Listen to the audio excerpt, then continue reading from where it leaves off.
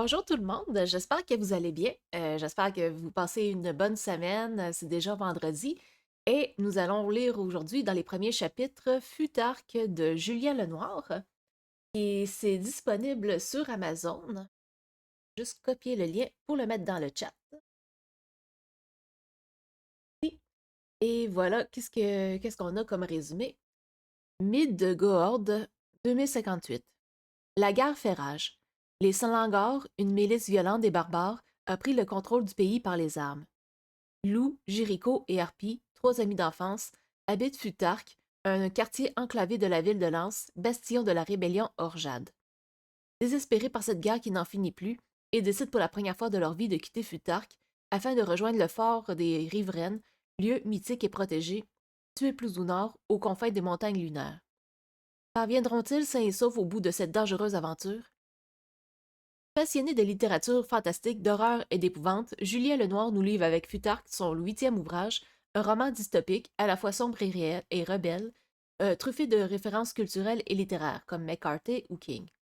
Si dans la vie tout n'est qu'incertitude, soyez au moins sûr d'une chose, cette quête aventureuse, cruelle et un tantinet nihiliste, bourrée de rebondissements, de péripéties, d'espoir et d'humanité, ne vous laissera pas indifférent.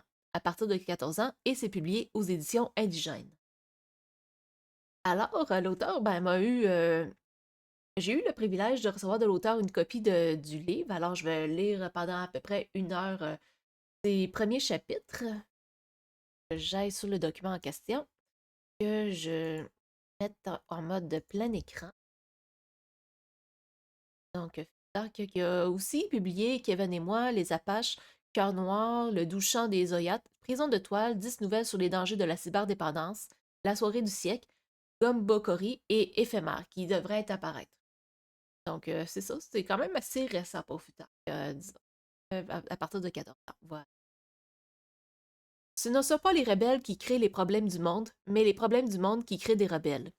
La révolte, c'est la vie, la soumission, c'est la mort. Citation de Ricardo Flores Magón. À Romain et Cyril. Chapitre 1. Les étoiles. Cette nuit, Plutarque sent le gaz de pétrole brûlé. C'est une odeur de feu, prenante et hypnotique, paraissant enracinée au cœur même des lieux, du plus minuscule des recoins d'herbe survivants et insignifiants à la plus immense des surfaces bétonnées. Je l'adore ce parfum, puissant et brutal. Il éveille en moi une profonde émotion. Cette flagrance particulière incarne l'essence de notre révolte. Le combat authentique, passionné des peuples opprimés. Le soulèvement de ceux qui ne craignent ni la peur, ni la mort, ni la douleur, ni la mort. Les orjades, les miens. Allongé sur le toit de mon bâtiment, je contemple les étoiles. Silencieux, les pupilles dévorées par la nostalgie, je les admire scintiller, minuscules lucioles accrochées au ciel noir. Cela faisait longtemps que je n'avais pas eu envie de pleurer. Une chance, au creux de cette impénétrable obscurité, mes amis se pavanent, se laissant gracieusement entrevoir. Dire que ces astres magnifiques font partie des derniers vestiges de poésie qui nous restent. Dire que demain n'est qu'une utopie, une farce dénuée de sens. Que le futur, l'avenir, ne sont que des mirages ne vivant plus qu'à travers nos propres illusions. Alors, puisqu'au fond tout n'est qu'incertitude, j'en profite pour me perdre au cœur de leur magnificence éternelle, subjuguée avec l'agréable pensée que rien ni personne, qu'importe son pouvoir, ne pourra jamais les atteindre. Même si notre Terre, telle que nous la connaissons aujourd'hui, venait à imploser, même si la majorité de nos proches sont partis pour un intemporel voyage, les étoiles, espiègles, nous survivrons tous. Excusez-moi, je pense que je vais aller me moucher.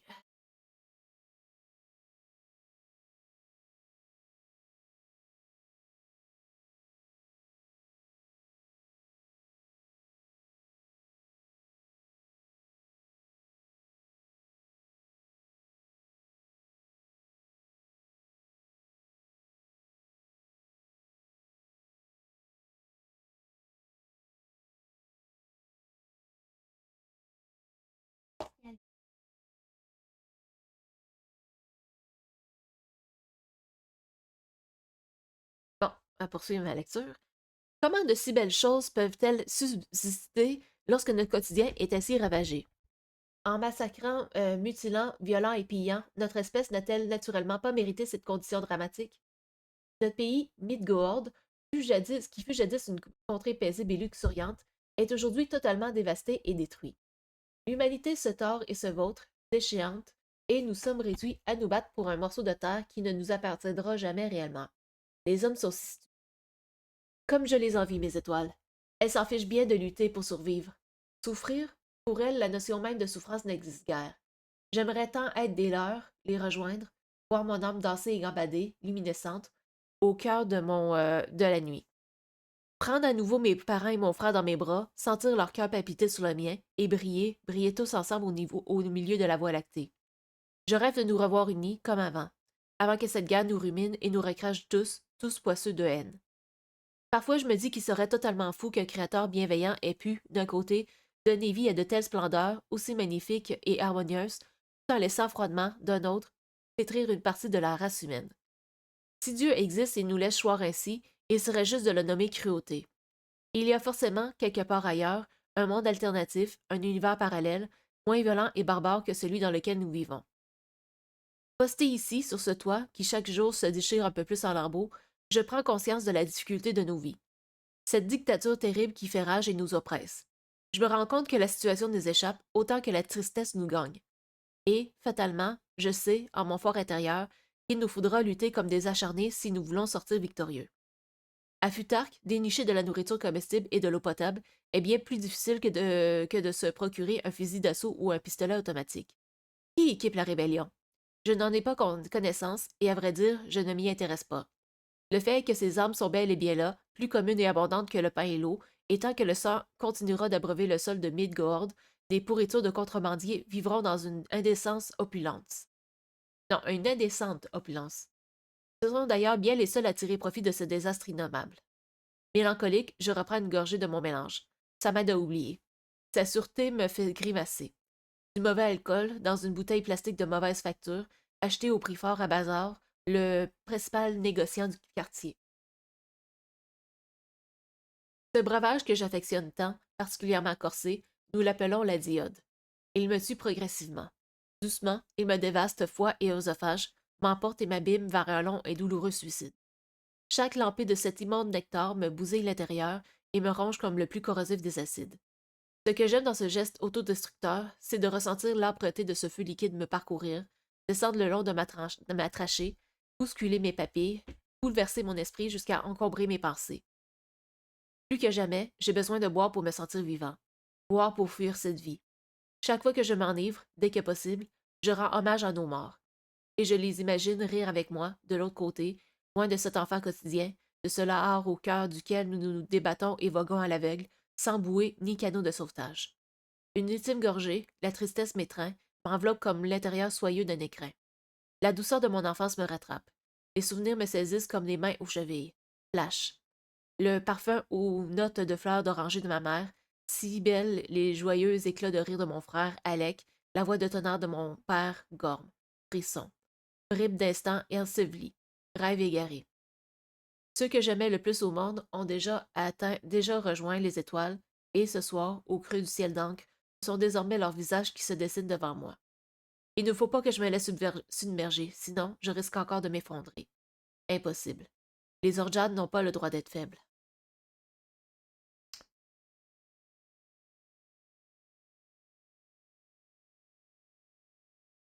Chapitre 2. L'amitié. Assis sur la corniche érodée, les jambes dansant en cadence dans le vide, mon ami Harpy est là lui aussi. Ce surnom, il l'a fièrement acquis, car sa vue, de loin la plus perçante d'entre nous tous, est comparable à celle du plus puissant et mythique rapace de la planète, la harpie féroce, une créature noble, majestueuse, qui, comme beaucoup d'autres espèces, a disparu de Midgard seulement quelques mois après le début des conflits. Harpy, alias Harp pour les intimes, voit et entend tout. Ses sens sont constamment en alerte. Cette fascinante faculté m'a toujours impressionné. Depuis sa nomination en tant que Beg Vizir, il y a un an maintenant, il remplit à la perfection un des rôles primordiaux de notre communauté. La surveillance du bâtiment 8, la Rose des Vents, le plus grand de tous les immeubles de Futark, centre névralgique et point de repère stratégique du quartier. On pourrait facilement qualifier les Veg Vizirs de troupes d'élite. Il en existe 23 parmi les orgeats de Futark, un pour chaque bâtiment, un posté sur chaque toit. Ils sont les yeux et les oreilles du clan. Éléments essentiels, nombreux parmi nous leur doivent la vie. Afin d'atteindre un tel niveau de perfectionnisme, Harp a dû passer les différentes épreuves d'un test d'aptitude pointilleux. Sans surprise, celui-ci les a réussi brillamment. Néanmoins, ce soir, mon ami paraît absent. Ses radars semblent éteints, désactivés. Cette curieuse attitude me déstabilise. Discrètement, je l'observe tirer sur son joint de Krivia.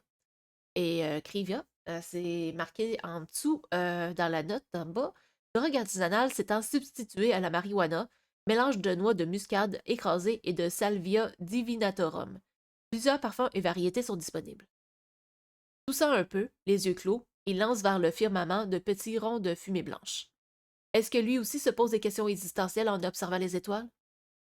Je n'ai jamais osé lui dire que je l'aimais comme un frère, ni lui avouer ma peur de le perdre. C'est ridicule, mais au fond, même si nous ne parlons pas trop sentiments tous les deux, je crois bien qu'il le sait. Laisser éclore au grand jour sa vulnérabilité, ses faiblesses, sa sensibilité au sein de ce monde brutal n'est pas tâche aisée. Sentimentalité et empathie ne font pas bon ménage à Futark. C'est pourquoi, lors de notre formation militaire, il nous a été vivement conseillé de ne pas s'attacher. Au milieu de cet environnement hostile, dans lequel les décès sont fréquents et où beaucoup n'atteindront jamais 40 ans, le détachement émotionnel est une protection préventive. En théorie, cela paraît simple. En pratique, étant des humains imparfaits, c'est une toute autre histoire. Nous aimons, détestons, pleurons, souffrons. C'est en nous, ancré profondément dans notre ADN. Ici, peu importe le courage, la force, la bonté, la méchanceté, dès lors que l'espoir apparaît, la mort l'éradique, l'attaque, le déchiquette, jusqu'à ce qu'il ne reste plus rien de lui que des os à gruger. Au cœur de ce chaos domine également une vérité absolue, réfutée et déniée par la majorité des nôtres. Les plus faibles meurent les premiers. Sélection naturelle ou malchance? Les avis sur la question divergent. Alors, hey Shuta, ben merci de ta présence. C'est toujours apprécié. J'espère que tu passes une bonne journée. Sur ce, je vais rejoindre, je vais continuer ma lecture. Depuis que son père a rejoint la brume, Harp flitte beaucoup trop avec le danger à mon goût. Je sais qu'il pense toujours à cet instant maudit où son paternel et lui se sont retrouvés tous deux face à un groupe armé de slangars. À l'époque, Harpy n'avait que 14 ans. Ce n'était qu'un gosse. Que pouvait-il faire d'autre si ce n'est que fuir? Est-ce l'âge de s'enfuir lorsqu'on craint pour sa propre vie? Harpy n'a jamais oublié ce triste jour, cette étape douloureuse, et je suis persuadée qu'une partie de son être vit en permanence avec ce regret terrible d'avoir abandonné son père. C'est un peu comme une malédiction qui traîne avec lui, chaque seconde, dans chacun de ses souffles. Ces derniers temps, je le soupçonne même de vouloir mettre fin à ses jours. Bon nombre d'orgeades l'ont déjà fait. Une pensée émue pour tous ceux qui ont préféré emprunter une autre voie de fugue. Ceux qui ont laissé la morosité les envahir et qui, désespérés, ont courageusement ou lâchement, selon les opinions, déserté le front, scellant définitivement leur destin. Brada, Adso, Diamen, ils sont nombreux à citer. Chez nous, ce sont nos amis proches qui choisissent notre surnom. Qui d'autre nous connaît plus intimement? Nos amis sont ceux avec qui l'on souffre, l'on verse sang, sueur, comme si la douleur, la tristesse et la mort nous liaient pour l'éternité, soudaient nos corps les uns aux autres pour ne former qu'un fragile et illusoire bouclier d'os et de chair. Ainsi, mes compagnons d'infortune m'ont surnommé Loup, en hommage à mon prénom, Ulf, signifiant loup en viking, les origines nordiques de la majorité des orgeades, et de mes yeux, qui, en fonction des lumières, des aubes et des crépuscules, prennent en leur temps des reflets jaunes, orangés, évoquant la couleur des flammes. Outre le fait de posséder un surnom qui me sied, je suis avant tout fier d'être identifié et reconnu officiellement par mes pairs. L'attribution de patronyme guerrier est une tradition à Flutarque. Elle permet à chacun de ne pas tomber dans l'oubli. Lorsque Norjad meurt, son ami le plus proche, si celui est encore en vie, a pour mission de graver son surnom sur la façade ou le toit de son bâtiment d'origine. Ainsi, l'âme du défunt demeure à jamais dans la mémoire collective, et ce, aussi longtemps que Futark résistera et tiendra debout. C'est une coutume à laquelle nous sommes fièrement attachés. Pour nous tous, en majorité orphelins, la communauté est semblable à une deuxième famille. Le clan est soudé, bienveillant, rassurant. Il nous protège et nous accompagne tout au long de nos courtes vies. Cette protection est un peu comme les bras d'une mère aimante, supplantant ainsi ceux de nos mamans disparus. Mais ça s'arrête là. La mort de proches ne doit en aucun cas impacter la lutte. Facile dit comme ça. Comment nous en sommes arrivés là? À pure crédulité. Lorsque nous étions enfants, nos parents, obnubilés par le confort matériel, totalement éphémère, n'ont pas vu déferler ce tsunami dictatorial. Les premiers signes du totalitarisme se sont peu à peu colportés à l'intérieur des terres. Les murmures sont devenus voix haute, les voix hautes se sont muées en cris, et les cris en hurlements. Et le chaos, total, obscur, s'est brusquement déversé sur nous de toutes ses forces, aplatissant nos existences et réduisant en poussière notre espoir de sa grande main puissante. Rien ni personne n'a pu contrer l'incursion au pouvoir de cette milice armée, les Slangars, qui a tout renversé sous son passage, mitraillant nos libertés, bafouant nos droits, écrasant la paix comme les grosses semelles des bottines militaires écrasent les crânes squelettiques de leurs opposants dans un grand bruit sinistre de craquement. Crac! Aucune trêve ne nous a été laissée. Supérieurs en nombre, les Slangars se sont rassemblés, recrutant à bras le corps ceux qui voulaient les rejoindre. C'est ainsi que beaucoup, craignant pour leur vie et celle de leur famille, se sont rangés de leur côté. Aux quatre coins de Midgard, des postes frontières militaires ont fleuri. Puis sont venus les premiers camps des prisonniers. Les opposants étaient amenés aux travaux forcés, ou pire, traqués et éliminés. Redoutables, les Slangars régulaient les allées et venues, contrôlaient et martyrisaient les populations, et leur volonté d'écraser Futark, l'ultime territoire inconquis, s'est transformée en une véritable obsession. Rapidement, la résistance orgeate s'est organisée, la communauté s'est structurée et, au fur et à mesure, les milices ont commencé à essuyer des pertes importantes. Leurs tentatives d'envahir Futark se sont soldées par des échecs cuisants.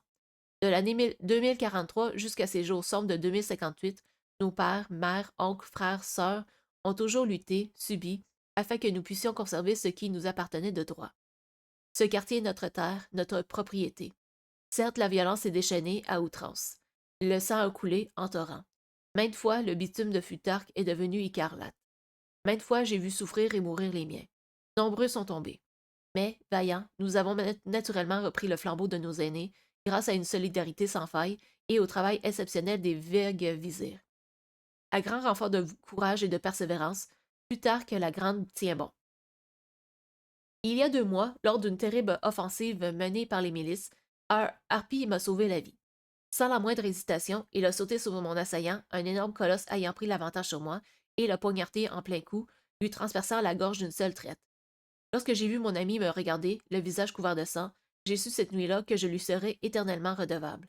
Beaucoup d'orgeades le prétendent froid et impassible, dénué d'empathie, mais moi, je sais ce qu'il a fait. Un homme sans cœur m'aurait laissé mourir. Un homme dénué de sentiments et d'attachement n'aurait pas risqué sa vie pour me sauver. Harp a toujours entretenu sa réputation violente, dissimulant ses émotions derrière la neutralité de ses traits. Bien entendu, la guerre a noirci une partie de son âme, cependant, il n'est pas aussi solide et coriace qu'il voudrait le faire croire. Parfois, je décèle une faible étincelle de tendresse au fond de ce regard, mais cela ne dure jamais très longtemps. Chacun sa manière de dissimuler sa vraie nature. Chacun son masque. Lorsque je l'observe à nouveau, Harp ne balance plus ses pieds. Je le vois se pencher dangereusement au bord. Perturbé par son insolente attirance pour le vide, j'essaie habilement de détourner son attention. Hé, tu penses à quoi? D'abord, il me fixe comme un chien fixe une écuelle vide. Ses pupilles étincellent, laissant tristement refléter une peine indéfinissable. Puis, d'un seul coup, sans un mot, il se retourne pour scruter l'immense parking gris qui s'étale de sa longue dalle bétonnée 15 bons mètres plus bas. Pourquoi tu me réponds pas, Harp? Tu veux que je dise quoi? Comme d'hab, mon pote, je pense à cette saloperie de vie. Il tire sur son joint et une toux, rauque, grasse, encombrée, retentit dans le calme apparent. Maladroitement, je lève ma bouteille d'un geste vif, comme on soulève un trophée. Mon bras tremble et mon sourire est triste. Je comprends le pessimisme de sa réponse. Même sans trop échanger, nous arrivons à nous comprendre.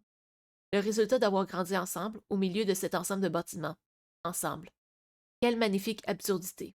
Tous ensemble, mais si seul en réalité, seul avec sa conscience, avec son corps. Seul avec sa vie de merde. Tu veux une petite gorgée? Lui proposai-je. Jamais. Je préfère qu'on m'arrache les couilles plutôt que de boire la saloperie d'iode, ironise-t-il. Amusé par sa réflexion, je reprends une lichée enflammée de mon breuvage. Soudain, bruyante, la rue tout entière se met à vibrer. Provenant d'en dessous du bâtiment, des cris s'échappent. Ils voguent dans l'air, emportant avec eux la colère grondante. Dark rugit. L'odeur des hydrocarbures se fait plus prenante encore. Le quartier tout entier est en ébullition.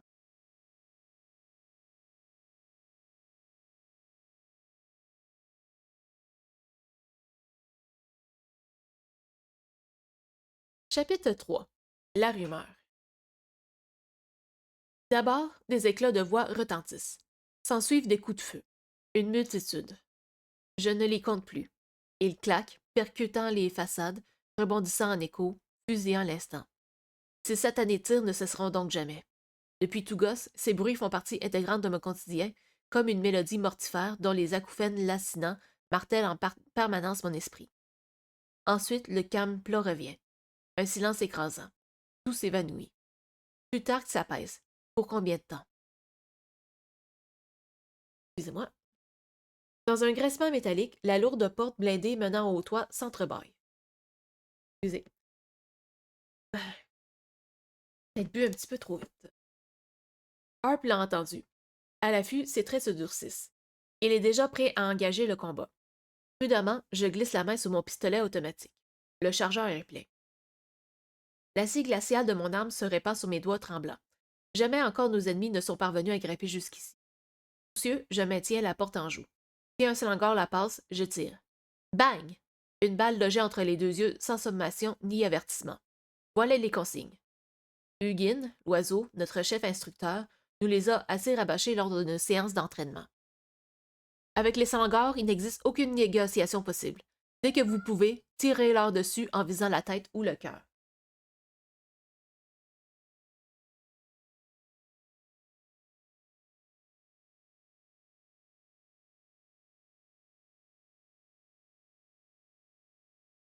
Paniqués, les premières sueurs froides dévalent mes tempes.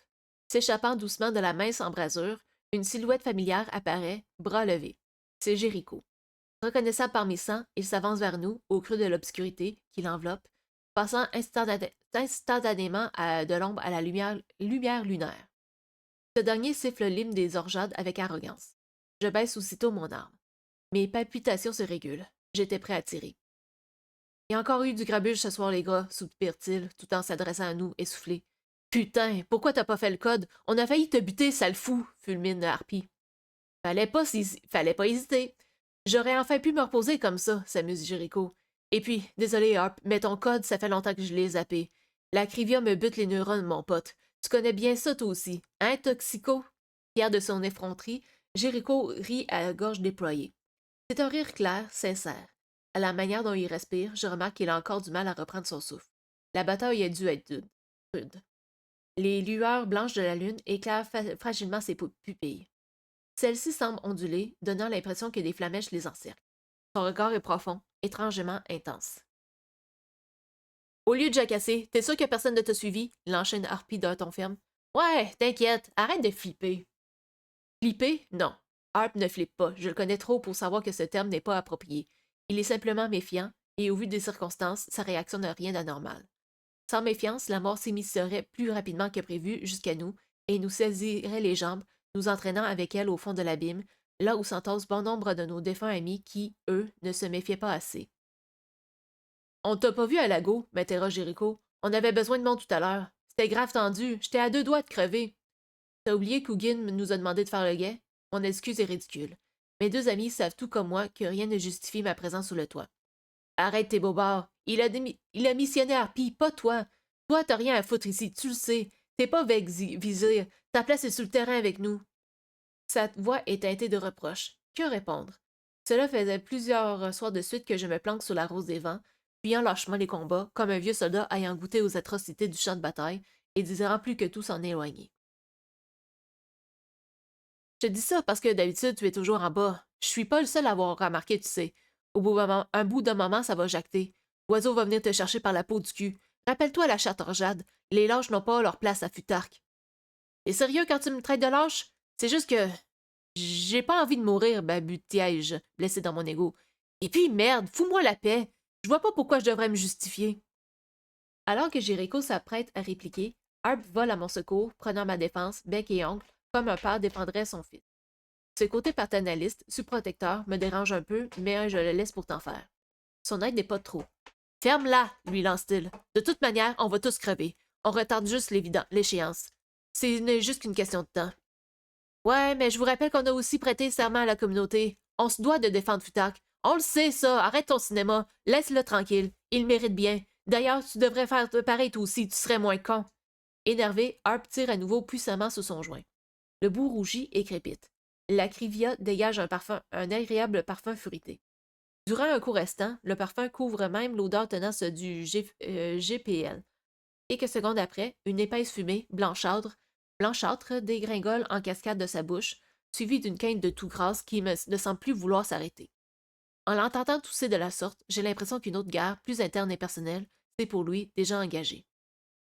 Souriant, Jéricho me défie du regard, insolent, laissant dans un regard un reflet de lune apparaître sa canine argentée. Je ne fais que constater des faits, ricane-t-il. Rien à foutre si ça vous plaît pas. T'es vraiment décidé de nous emmerder ce soir, lâche Charpie. Jéricho piaille quelques instants avant de reprendre sa légèreté habituelle. C'est bon, je plaisante, Lou, je te faisais juste chier. Et puis qui a envie de crever, hein? Pas moi, en tout cas. Je compte bien baiser encore un peu. J'ai repéré une petite raclie, là. Raclie, qui est un terme péjoratif pour définir une jeune femme. Shuta qui me répond, c'est ben agressif. Ben, qu'un, on est dans une dystopie, c'est ben normal que ce soit agressif un peu. Fanfaronnant, il mime vulgairement des va-et-vient imaginaires. Dans une sorte de danse frénétique, son long corps dégingandé se dandine énergiquement d'avant en arrière. Et celle-là, tu comptes lui laisser le choix ou pas, là, Speyarpi? T'insinues quoi, là? Rien. Je fais comme toi, je plaisante. Il faut dire qu'une sale réputation colle à la peau de notre pote Jericho.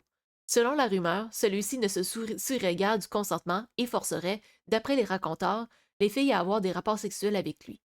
Je reste toutefois perplexe face à ces accusations sans fondement. Jericho est un con, un grand, un vrai, un authentique, mais je l'ai jamais vu faire du mal à qui que ce soit sans raison valable. Vexé d'être pris à partie de la sorte, il vient s'allonger à mes côtés. Sa respiration est saccadée, haletante. Lorsque les faisceaux de la lune l'éclairent, je remarque que ses poings sont couverts de sang. Putain de guerre. Je le dis pas, mais je le pense. S'il te plaît, fais-moi tourner la diode, Lou. Je lui tends la bouteille et il me l'arrache violemment. Toujours haletant, il s'en jette une sacrée lampée avant de laisser échapper un long cri rauque à la sonorité animale. Je peux aisément ressentir la douleur acide qui lui dévore la trachée. Ce feu ardent qui lui consume le bide, lui éclate les neurones et le rend plus vivant que jamais, lui procurant le temps d'un instant ce sentiment chimérique de liberté. La situation devient vraiment compliquée, me confie-t-il en s'essuyant la bouche d'un revers de la main. Vous êtes au courant qu'ils ont eu l'abeille cet après-midi? Ces fils de pute le sanglard l'ont abattue comme une chienne. Mais bon, au moins, elle a eu la chance de ne pas finir au marais. La triste nouvelle, terrible, jetée sans délicatesse ni pincette, me fait l'effet d'un électrochoc. Mon cœur s'emballe. Peiné, je relance mes yeux vers les étoiles. Le visage de l'abeille m'apparaît, son regard joyeux, empli de vie, son sourire magnifique me reviennent. C'était une fille bien courageuse et gentille. C'était une fille bien, courageuse et gentille. Et surtout humaine. Une qualité bien trop rare de nos jours.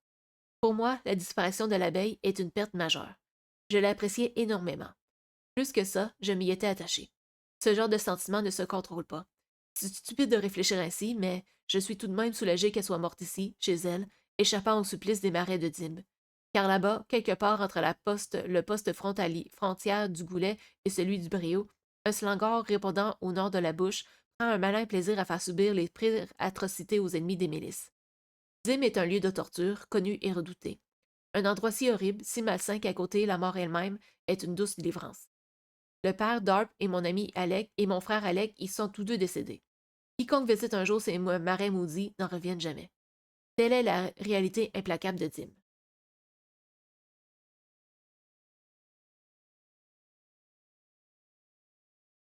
Vous savez quoi, les gars? Faut qu'on quitte le quartier, nous balance Harpy subitement. C'est bon. Faut qu'on se barre de ce trou de rat. J'en peux plus. L'abeille ne méritait pas ça.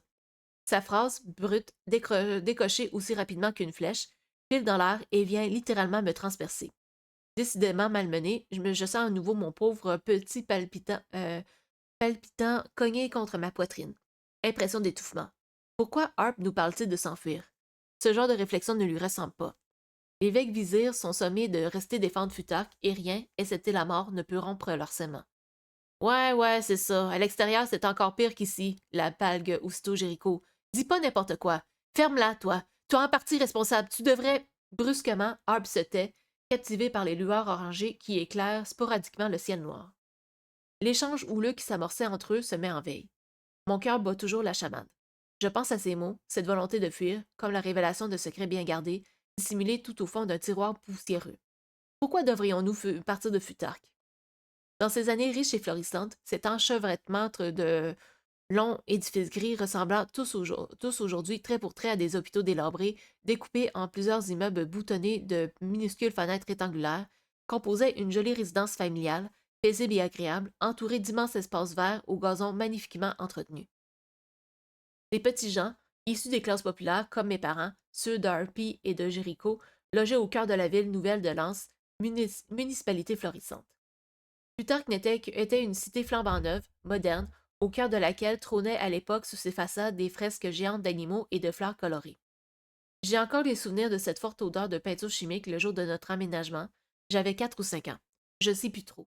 J'ai toujours conservé à l'esprit l'image chaleureuse de ces nuées de gamins hurlant et galopant comme des fous parmi les longues allées au bitume mauve sombre. De la joie éclaboussant leur bouille, ce bonheur naïf et innocent que nous avons tous perdu depuis. À son apogée, Futarque-la-Grande abritait près de 30 000 habitants. Puis, au fil du temps, les conditions de vie se sont dégradées de la même manière que l'humidité et l'insalubrité ont grignoté le revêtement des tours. Les regards tristes ont remplacé la joie. Fuyant, les gens ont déserté, peu à peu, rejoignant progressivement les différentes provinces de Midgård. Lorsque les milices slangoriennes sont arrivées au pouvoir, la plupart des habitants de Lens et de Futark ont fui sans se retourner. Parfois, des familles entières disparaissent, soudainement, le plus souvent durant la nuit, renonçant à leurs meubles et leurs biens, laissant leur appartement tel quel sans même prendre le temps de se retourner. Personne ne savait où ces familles allaient et, naïvement, nous pensions tous qu'elles avaient réussi à passer la frontière de Midgård pour rejoindre le pays voisin, Ildlin. Mais la réalité était bien plus sombre et cruelle. Je n'étais qu'un gosse insouciant et tous les jours, le front calé contre la vitre glacée et embuée de ma chambre, je regardais les gens s'en aller sans vraiment me rendre compte de la gravité de la situation. Je me demandais cependant, en contemplant innocemment ces grappes de personnes s'échapper, pourquoi nous demeurions encore ici. À ce moment-là, aucun de mes proches ne sut ou voulut m'apporter de réponse. Je l'ai compris quelques années plus tard. Si nous étions encore là, c'est parce que nous n'avions pas les moyens de partir. Les plus pauvres restaient. Je n'ai jamais vraiment su ce qui était le mieux entre rester ou fuir. Bon nombre d'exilés de Futark se sont fait massacrer sur la route. Bon nombre d'Orjades se sont fait massacrer ici aussi. À bien y réfléchir, les deux se valent. Aujourd'hui, notre quartier s'est vidé d'un tiers de sa population originelle. La plupart de ceux qui y vivent sont dévoués corps et âme à la cause. Certains des appartements vidés et inoccupés ont été réquisitionnés et aménagés en cachette, d'autres se sont transformés en salles d'entraînement. Combat corps à corps, stand de tir, tests d'aptitude et exercices de vigilance, salles d'armement et de munitions. Tout espace habitable sert les besoins de la guerre. Néanmoins, d'autres zones, bien plus sinistrées, sont restées telles quelles, laissées à l'abandon, pourrissant doucement dans l'ombre du conflit. Au fil du temps, notre belle cité enclavée s'est imposée comme chef-lieu de la résistance, fonctionnant exclusivement en vase clos. Quelques commerces marginaux s'y sont développés, précaires et rudimentaires, mais essentiels à la survie des nôtres. Peu ont tenu. Je compare souvent Futark à une fourmilière géante, emplie de soldats, de guerriers, de petites mains, mais sans reine ni chef à sa tête. Outre le fait que ce soit l'un des plus gros bastions de la rébellion et le repère national des Orjades, c'est avant tout un des rares endroits à Midgård au sein duquel les milices peinent encore à rentrer sans risquer d'y perdre des hommes. C'est pourquoi je ne comprends pas le curieux raisonnement d'Harpy. Quitter Futark? Pour aller où? Chapitre 4. La brèche. Depuis l'apparition des lueurs, Harpy est concentré sur le parking. Reculant du bord, il se déporte vers nous, l'agrafe. Venez voir vite, crie-t-il. Brouillez-vous! Alerté par ses cris, je me lève et m'approche prudemment. Bouteille à la main, vacillant sous ses appuis fébriles, Jéricho nous rejoint. Nous voilà tous les trois, à demi penchés vers le vide, le regard tourné sur le parc de stationnement qui repose au pied de notre immeuble. Au milieu des carcasses grises des voitures, 2 camions blindés de la milice sont en proie aux flammes. D'atroces hurlements en proviennent. Je suis saisi d'effroi. Sans prévenir, le ciel se voile et tout de suite après un premier bruit d'explosion, une gigantesque colonne de fumée noire et opaque s'échappe vers le firmament, masquant entièrement les étoiles. Lorsqu'elle commence à se dissiper, je distingue un soldat slangard, vêtu de son uniforme rouge, s'extraire difficilement d'une des fenêtres du véhicule. Son corps brûle. À l'intérieur des lourds half-tracks embrasés, d'autres hurlements de douleur s'extirpent, déchirant la nuit, rebondissant à l'intérieur de mon crâne. Les nôtres dansent en encerclant la torche humaine qui tente d'arracher son armure et se bat pour survivre. À grands coups de pied, comme des enfants se passent une balle, nos camarades se renvoient leurs victimes. Tel un vulgaire jouet fragile, le corps du slangor rebondit, baldingue et titube. Depuis mon promontoire, je reconnais certaines silhouettes. La hyène, l'oiseau, Takashi et Red Lion, entre autres, participent à ce jeu sadique. Le blessé, épuisé, s'écroule enfin, et son cadavre picoré par les flammes ne ressemble plus qu'à une informe bouillie noire gisant inerte sur le sol bétonné du parking. Autour de la dépouille, le petit groupe d'Orjad, vainqueurs, hisse leurs poings vers le ciel obscur, entonnant haut et fort notre hymne. Juchés sur le toit, les nuages en fond, nous en percevons la clameur. Ce chant, d'une beauté magistrale, me transcende de toutes parts. Prends ton âme, fais l'effort, la liberté est au bout. Dans les larmes et la mort, nos ennemis sont à genoux. Orjad jusqu'à la mort, Orjad jusqu'à la mort. Dans les cris, les douleurs, nous verrons l'aube se lever, sur la nuit, sur nos peurs, sur Midgård et ses sentiers, Orjad jusqu'à la mort. Orjad jusqu'à la mort. Défendons notre honneur pour un monde plus apaisé, pour des jours bien meilleurs où nos cœurs seraient libérés. Orjad jusqu'à la mort, Orjad jusqu'à la mort. Jericho reprend lui aussi vigoureusement les paroles avec entrain. Solidaire, il dresse un poing victorieux vers le ciel et tient son autre main au niveau de son cœur, plaqué passionnément contre sa maigre poitrine. Le mien, enjoué, est gonflé d'orgueil. Cette chanson me prend aux tripes. À chaque fois que je l'entends, mon corps vibre intensément. Au pied même de la rose des vents, les Slangors viennent de perdre une nouvelle bataille. Cette défaite-ci n'est pas comme les autres, elle a un goût spécial, et une sensation étrange de fierté s'empare de mon être, laissant papillonner en moi des fourmillements jubilatoires. Un large sourire satisfait se déploie sur ma face. Pur moment de délectation. Impénétrable, Harpy n'a pas l'air de partager notre enthousiasme. Ses sourcils noirs sont froncés, presque à la verticale, assombrissant son visage fermé. Ça sent pas bon tout ça. Ils vont nous le faire payer. Profite un peu de l'instant, espèce de rabat-joie, lui crie immédiatement Jéricho, contrarié par son observation. Vous vous rendez compte du carnage que ça va être quand les Sangors vont revenir ici? Cette attaque va nous coûter cher. Sa réflexion est plus que sensée. La crainte de représailles est légitime. Vous comprenez maintenant pourquoi il faut qu'on se barre d'ici? Réplique Harp sérieux. Ils vont se venger. A-t-il pressenti cet événement? Je suis troublé par son attitude détachée. La victoire est belle pourtant. Et si on allait aux riveraines tous les trois, ajoute-t-il, sans nous laisser le temps de répondre. Et tous puissamment, se tenant la poitrine.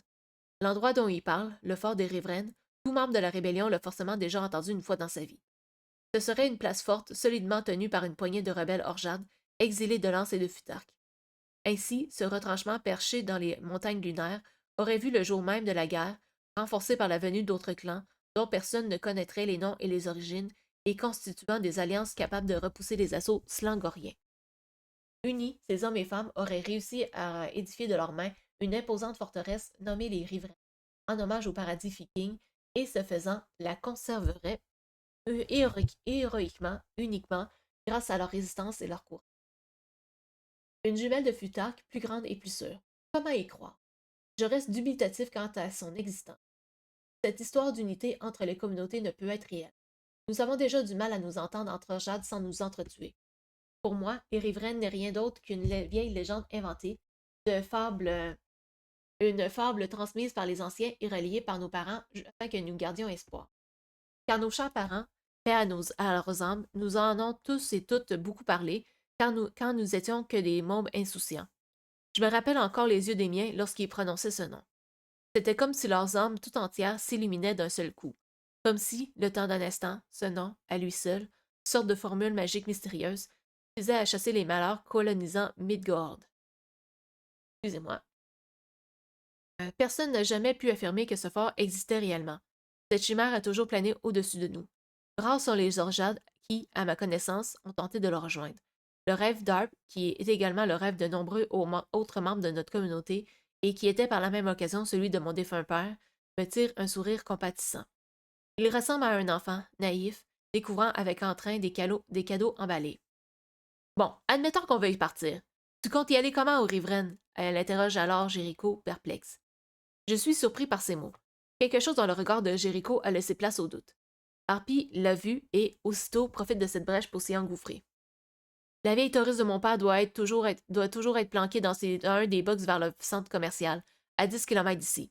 Je crois même qu'il avait mis 2 fûts de GPL de côté au cas où on devait se barrer de Futark avec ma soeur et ma mère. Avant qu'il... Harp s'interrompt. Rattrapé par une subite émotion, ses yeux étincellent, éclairés par les lueurs parlottes de la lune. Pourtant, il ne se démonte pas. Ravalant rapidement ses larmes, déterminé, il reprend sur sa lancée.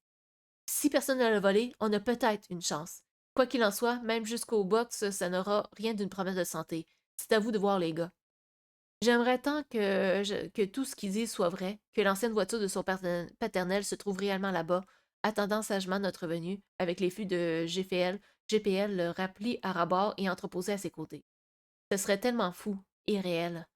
Une utopie, voilà le mot juste. Une magnifique utopie. Ai-je le droit de rêver moi aussi? Le discours d'Arp déteint-il à ce point sur moi pour que je devienne subitement naïve comme lui? On dirait bien. C'est tellement bon d'espérer. Que nous resterait-il sinon? Pourquoi tu ne nous as jamais parlé de cette voiture? Lui demande soudain Jéricho, méfiant. C'était pas le bon moment. Enfin, je crois que. Mais on s'en fout de tout ça. Vous voulez partir avec moi ou pas? Jéricho et moi nous dévisageons, tous deux curieusement, avant que ce dernier, Goguenard, fasse retomber l'emballement. Moi, je pense que t'es complètement défoncé. Même si par miracle on trouvait la voiture, comme tu dis, 2 fûts, ça suffirait pas. Il en faudrait 4 ou 5 pour arriver jusqu'aux montagnes lunaires. Sans compter qu'une fois sorti de Lens, faudrait aussi passer les postes frontières du Goulet et de Bréau. Et je parle même pas des rondes slangoriennes sur les routes. On n'a jamais quitté le quartier Harp. On n'a même pas de provisions. Ça fait un mois qu'on crève la dalle, qu'on se fait tourner une seule bouteille d'eau pourrie pour 3. Franchement, ton idée là, c'est du suicide. Ferme ta gueule, pensais-je, ne sois pas aussi défaitif. Ai-je envie de lui cracher en pleine face. J'ai envie tellement d'avoir raison.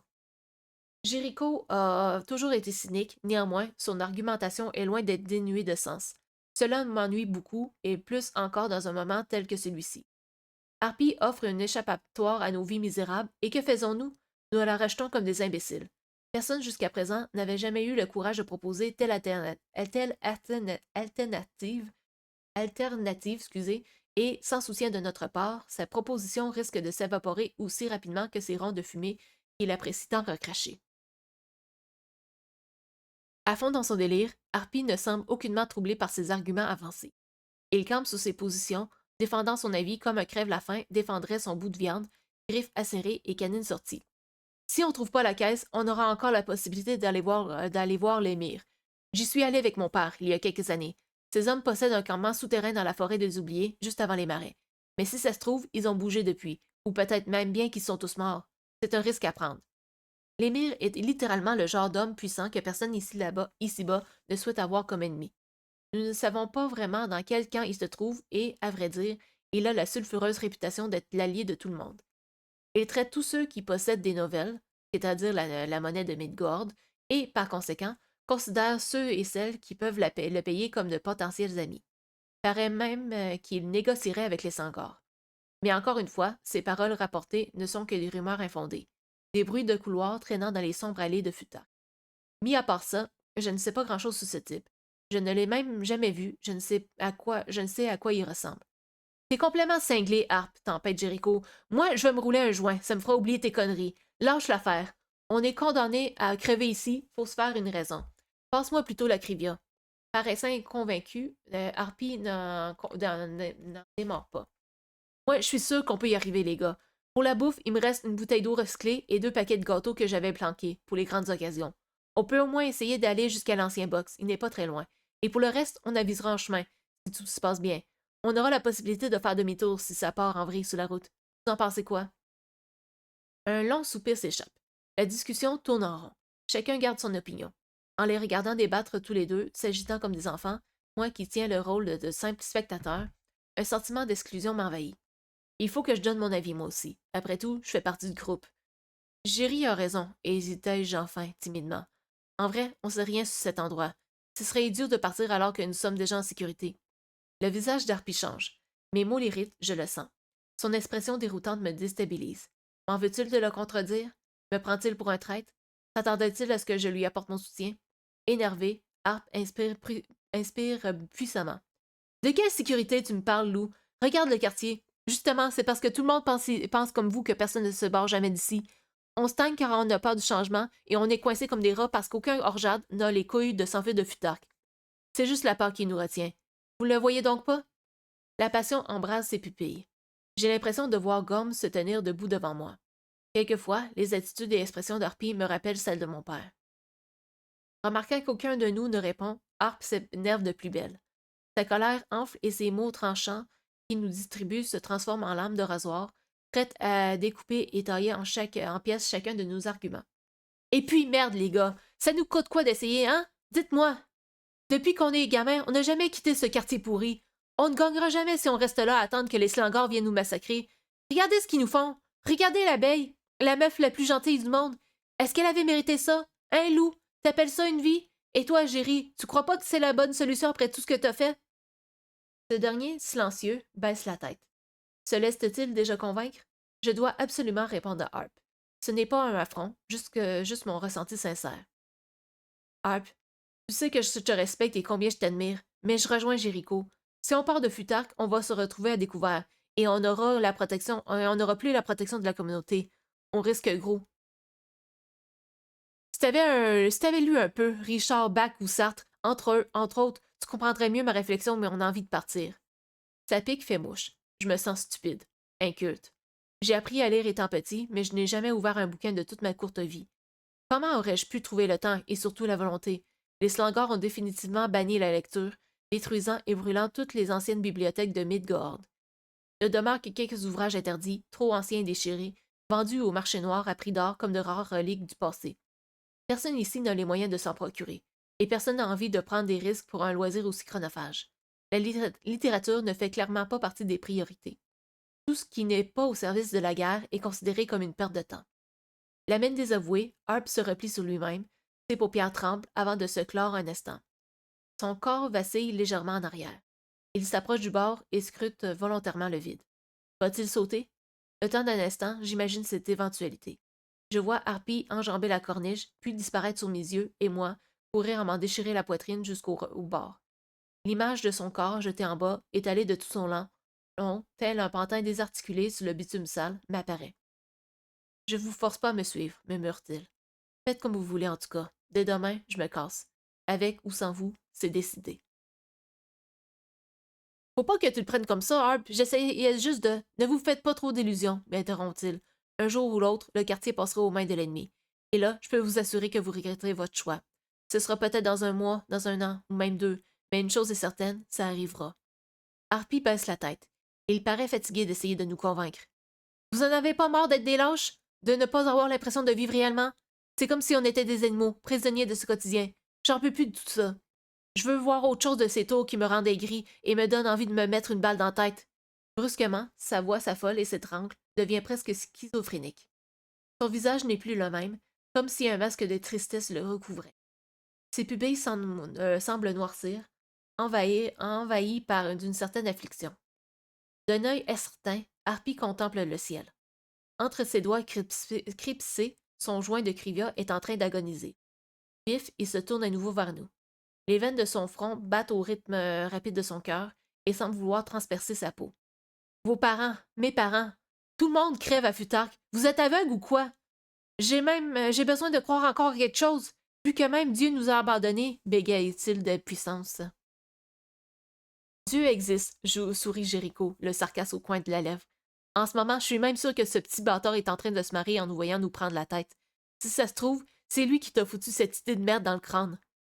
Le silence revient subitement s'installer entre nous. Jéricho reprend une énorme gorgée de l'immonde boisson. Il frissonne de plaisir ou de douleur, je ne sais pas trop. Désormais, nous sommes muets, assis sur le rebord du toit. Nos pieds, agités, se balancent dans le vide. Mes pensées, confuses, indécises, s'entremêlent, et j'ai beau tourner et retourner ces arguments dans tous les sens, je trouve le discours d'Harp paradoxal. Quitter le confort de Futark pour l'incertitude? Est-ce ça le prix à payer pour être libre? Si on se barre, on pourra plus jamais revenir au quartier, me risquai-je enfin à rétorquer, attendant implicitement qu'il me convainque du contraire. Ça te ferait rien d'être considéré comme un traître? Harp a senti la faille. Son regard sur moi a changé. Ma position vacille. Tu crois sincèrement qu'aucun Orjan ne rêve de partir? Tous attendent l'occasion pour se carapater de Futark. Et franchement, moi, si on me donne le choix, je préfère mille fois être un traître qu'un homme mort. Comme je vous ai dit, c'est un risque à prendre, les gars. Maintenant, c'est à vous de voir. Perso, j'ai pris ma décision et je sais que je n'aurai aucun regret. Plus rien me retient ici, et vous non plus. Que répondre? Je sens la confusion me coloniser. Lorsque je regarde au fond des yeux de mon ami, je vois s'y refléter les flammes qui continuent de dévorer l'acier des Alphtrak de leurs dents brûlantes. En bas, les nôtres rient et chantent toujours, mais la vive clameur du début est retombée. Cette victoire, si merveilleuse, a désormais le goût fade d'un bonheur éphémère. En me penchant à nouveau, je vois la hyène brandir à bout de bras la tête fraîchement dé... Excusez. La tête fraîchement découpée d'un des slangars, et d'ici, j'arrive même à discerner les lambeaux de chair pendant du coup tranché. Le feu mourant illumine le bitume de ses orbes jaunes faiblissantes. Les dernières lueurs enflammées y gambillent tels des démons dansant à un bal maudit. Nuancé, le ciel se colore légèrement avant de redevenir noir charbon. Mes pupilles doivent être jaunes elles aussi, jaunes comme ces flammes de colère, jaunes comme les yeux d'un loup. Cependant, ce soir, le loup qui m'habite est indécis comme jamais encore il ne l'avait été. Que faire? Ai-je envie de rester ici et subir cette routine morbide? Dois-je laisser Harp partir seul? Vas-y, moi je te suis, balance Jéricho soudainement. T'as raison, on n'a rien à perdre. Je n'ai jamais vu autre chose que ce quartier pourri. Une escapade ne pourra pas me faire du mal. On rencontrera peut-être des jolis raclis sur la route. Ta résolution inattendue me scie littéralement les jambes. D'une main ferme, je me retiens au bord afin de ne pas basculer en avant. Jéricho, celui qui prêchait pour une autre paroisse, a finalement penché en faveur d'Harp. Tourné vers moi, formant un binôme solidaire, mes deux amis me dévisagent, impatients de m'entendre. Quoi? Déjà? Comment saurais-je prendre une décision aussi importante en si peu de temps? J'ai une pression folle sur les épaules. Alors, Lou, tu es avec nous ou tu préfères te branler ici jusqu'à la fin de ta vie? Je pense à mon père. Ces mots résonnent au creux de mon esprit. Je pense à ma mère, à ce dernier soupir émis dans mes bras tremblants. J'ai envie de pleurer. Plutarque, c'est ma terre. Tout ce que je connais se trouve ici même, au cœur même de ces immenses bâtiments protecteurs. Partout autour de moi, je cherche un soutien. J'ai étudié les surnoms de nos défunts gravés sur la corniche intérieure du toit. Vont-ils m'envoyer un message? Non. Rien. Je n'entends pas leurs conseils. La nuit ne dit mot. Mes amis les étoiles ont disparu. Personne ne vient à mon secours. Les traites. Je reprends un gorgeon de d'iode. Pense intense. S'ils partent tous les deux, je me retrouverai seul ici. Je n'ai jamais vraiment entretenu de rapport d'amitié aussi fort et solide avec les autres membres des Orjades. Il y avait bien l'abeille avant, mais merde, la décision est difficile. Tu fais quoi, martèle Jéricho? T'aimes trop te faire désirer, toi? On dirait une bonne femme. Sérieux? Ai-je réellement le choix? Dois-je réellement rendre mon verdict ce soir? Visiblement, oui. Bien sûr que je vais venir avec vous, fis-je par balbutier, timide. Je vais faire quoi tout seul sans vous? Vous êtes mes frères. Harpy et Jéricho sourient simultanément. Cela ne ressemble pas à des sourires sarcastiques ou moqueurs, non. C'est la preuve indicible de la réciprocité de notre amitié. Derrière leur solide carapace de combattants, orgeade, mes amis sont émus. Un ange passe entre nous. Mon corps entier frissonne. Sur le toit du bâtiment 8, le temps paraît suspendu, infini. Difficile à croire ce qui nous arrive. Mon cœur trépigne d'excitation. En observant le ciel, je vois les épais nuages s'évanouir enfin, laissant de nouveau apparaître, tel un signe bienveillant, l'éternelle beauté des étoiles. Je souhaite de tout cœur que notre route soit sûre et paisible, et que les riveraines soient à la hauteur de mes espérances, aussi magnifiques que je l'imagine, aussi belles que ce ciel étoilé qui s'étend devant moi. Afin de ne pas déroger à la tradition, je prends soin de graver le surnom de l'abeille. Appliqué, la pointe de mon poignard dessine de grandes lettres, belles et soignées. Ceci est le témoignage de mon respect et de mon amour pour l'abeille.